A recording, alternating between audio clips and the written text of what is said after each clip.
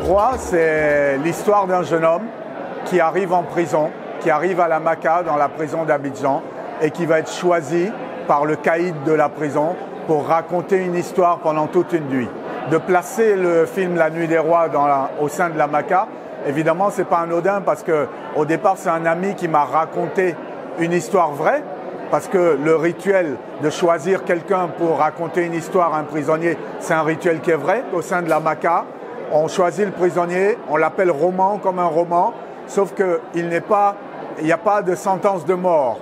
Moi, j'ai essayé de dramatiser plus l'histoire en pensant aux Mille et une nuits, au conte des Mille et une nuits, et j'ai placé toute l'histoire dans une unité de temps et dans une unité d'action.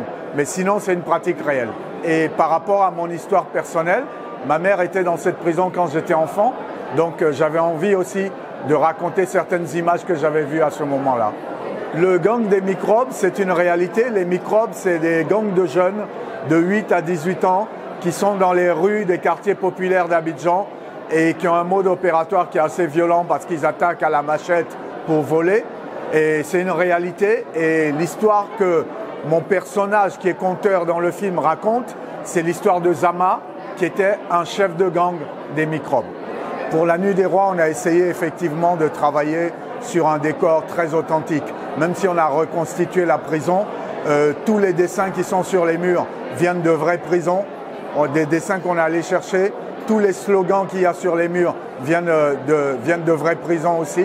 Et on a travaillé avec 25% des figurants qui sont des anciens détenus pour avoir justement une sorte d'authenticité, notamment dans les corps, dans la manière de se tenir en prison. Dans la prison, il y a une fresque qui est importante qui dit « If God says yes, no one can say no ». Si Dieu dit oui, personne ne peut dire non. Et c'est ce slogan-là que Roman voit dans l'escalier. Et c'est pour ça que son histoire commence par « Si Dieu dit oui, personne ne peut dire non ». Le fait qu'il y ait des éléments fantastiques dans La Nuit des Rois, ça vient de la culture africaine.